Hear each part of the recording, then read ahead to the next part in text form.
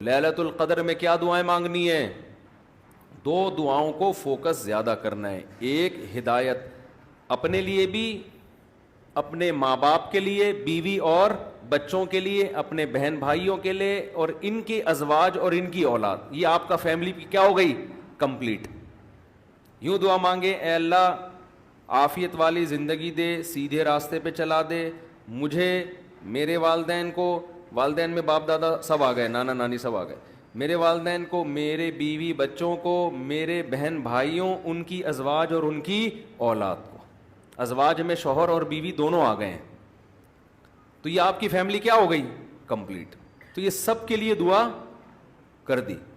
تو چند دعائیں, اب موضوع چل پڑا ہے تو میں بتا دیتا ہوں جو مانگنی چاہیے, کیونکہ ہمارے یہاں دعا ہی نہیں, عجیب سی طریقے سے دعائیں مانگی جا رہی ہوتی ہیں. چند دعائیں بہت ضروری ہیں جو ان لیلۃ القدر میں آپ نے کثرت سے مانگنی ہے. ایک دعا سب سے پہلے میں نے بتایا کیا مانگنی ہے؟ ہدایت. بلکہ اس سے بھی پہلے اپنے گناہوں کی مغفرت, کیونکہ گناہ دعا کی قبولیت میں آڑ بنتے ہیں. اللہ کہتے ہیں تو میری تو کچھ بھی نہیں مانتا اور اپنی مجھ سے منوا رہا ہے, میں جب تجھے آزمائش میں ڈالتا ہوں تو کچھ بھی نہیں کرتا. تو پہلے اللہ سے معذرت کر رہے ہیں, معافی مانگے, جو میرے گناہ ہو چکے معافی چاہتا ہوں, میں اقرار کرتا ہوں میں غلط ہوں, تو میرے گناہوں کو کیا کر دے؟ معاف. یہ بار بار مانگے اللہ سے. یہی ہے انک عفو تحب العفو فاعف عنا. اور دل میں نیت کریں اللہ میں تجھ سے وعدہ کرتا ہوں آئندہ میں گناہ نہیں کروں گا. شیطان ایسے موقع پہ کہے گا ابے تو کر لے گا, تو کیوں جھوٹے وعدے کر رہا ہے؟ تو شیطان کو بولیں تو اور میں جانوں, اللہ جانے تجھے کباب میں ہڈی بن کے تجھے کیا تکلیف ہو رہی ہے. یہ شیطان نا ایسے موقع پہ یہ کرواتا ہے تاکہ منہ سے بات بھی اچھی نہ نکالو آپ.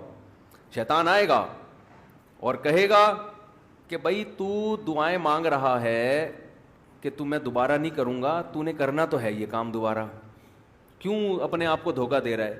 تو آپ شیطان سے کیا بولو, بھائی میرا معاملہ اللہ کا معاملہ, تیرے کو بیچ میں تکلیف کیا ہو رہی ہے؟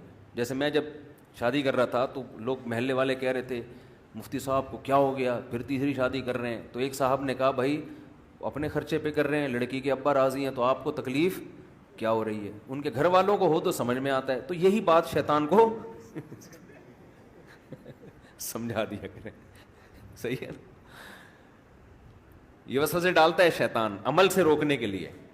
تو بھائی جب بعد میں خدا نخواستہ ہو گیا تو دوبارہ توبہ کر لیں گے. اب یہ تھوڑی کہ اگر ہونے کا خطرہ ہے تو ہم کوئی اچھا کام ہی نہ کریں, باقی اچھے عمل بھی چھوڑ دیں اس چکر میں کہ ہم سے تو گناہ ہو جاتا ہے تو اب ہم کیا, ہمیں کیا بھائی, ہو جاتا ہے تو جب ہوگا تو دیکھا جائے گا, ابھی تو نہیں ہو رہا نا, ابھی تو جذبہ ہے نہیں کریں گے بس.